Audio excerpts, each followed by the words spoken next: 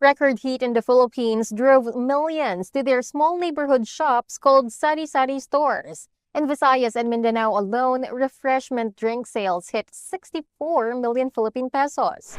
To understand this, we have Eva Bernardo from Packworks and Iris Lorenzo from Cadence Philippines. So, what drives the strong reliance on sari-sari stores during extreme heat? Iris, would you like to go first? Sari-sari stores play an incredible role in the community, especially during periods of extreme heat here in the Philippines. In neighborhoods across the country, sari-sari stores are not just convenience outlets. They are lifelines during heat waves, and their proximity makes them the first and often the only stop for cold drinks, ice, and relief from the scorching sun. In areas where refrigeration is a luxury and supermarkets are kilometers away, sari-sari stores becomes vital. They keep going even during brownouts, often using ice chests or small generators, making them more resilient than larger outlets. Sari-sari stores are basically the pantry, the refrigerator for the community. They know exactly what you need. For people abroad, I would say it's like knocking on your neighbor's door and asking, hey, do you have some eggs or some sugar? But they'll charge you a couple of pesos for it. So, sari-sari stores, when it's hot, they're hot. So, they're going to prepare products that solves the community's needs.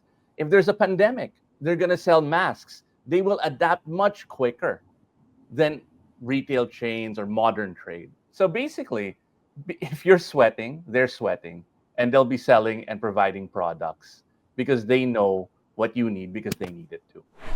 Given the opportunities that you've just mentioned, Iba, how can retailers tap into the growing demand for essential goods and local communities like sari-sari stores? If you're a retailer and you're selling essential goods and even non-essential goods, right? And you're not in a sari-sari store, you're already at a massive disadvantage. There are, by DTI estimates, 1.3 million sari-sari stores in the Philippines. Our network, our platform, touches 300,000 of those. So how can they reach out to sari-sari stores? One, they must if they are selling to the Filipino community. Easy, first off, is find a good distributor.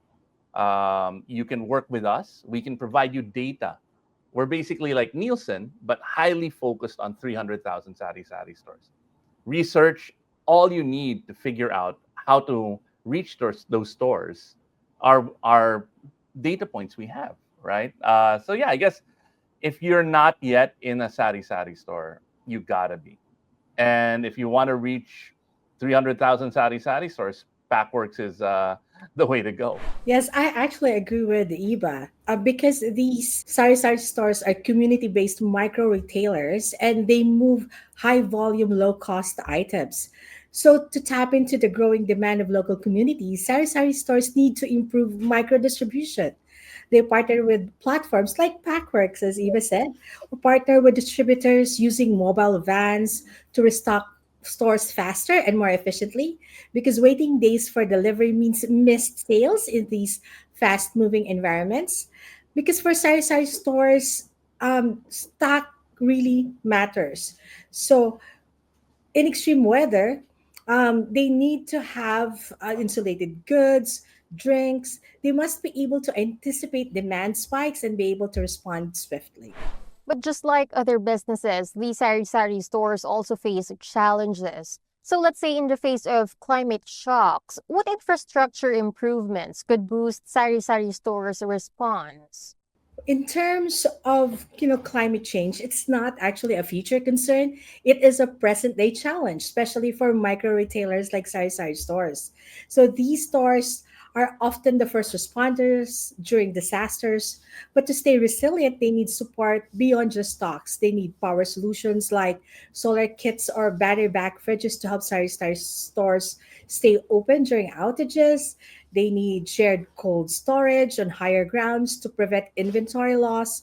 They also need digital tools such as low bandwidth POS systems and weather alerts so they can prepare early. And if they also have mobile banking and cash out services, they become financial lifeline when ATMs go down. And of course, the physical upgrades like raised shelves or stormproof features. And lastly, they need financial tools like insurance and credit. I agree with Iris 110% because what she just listed is like my dream of the sari-sari store of the future, right? And that's what we're doing. We've partnered up with, for example, Starlink, and we've put internet, satellite internet, in sari-sari stores that are most hit by typhoons, like in Catanduanes. They end up being the telco point for the community when everything goes down. And through just adding internet, we've been able to increase transaction count by 50% in that store, in the stores that we have deployed internet to, and we've been able to increase their sales by 30 to 40% just by having internet. And internet is fundamentally the first thing you need to put in. After that, what Iris said, then we've also made the sari-sari store into a pharmacy by extending the pharmacy license of one of our partners and creating just-in-time delivery. Now they can now adapt to pandemics. To right now, there's a flu. I don't know. There's some news going around that a lot of people in the Philippines are getting sick. You can just look at the sari-sari store as a point. Legally, they're not allowed to sell paracetamol and those kinds of products. But if we empower them with those tools, we can. Aside from that, making the sari-sari store into a micro bank, right? A cash in, cash out point for the community.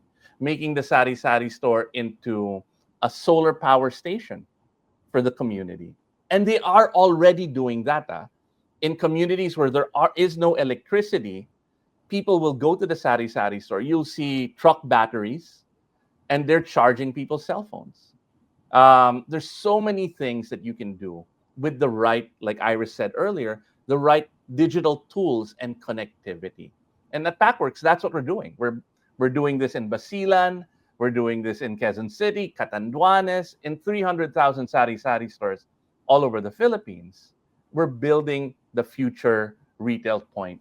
Thank you so much for these very helpful suggestions, and thank you for your time today, Iba and Iris. Thank you so much as well. Thank you so much. It was a pleasure. Once again, those were Iba Bernardo, Chief Marketing Officer at Packworks, and Iris Lorenzo, Managing Director at Cadence Philippines. For more news, visit retailasia.com.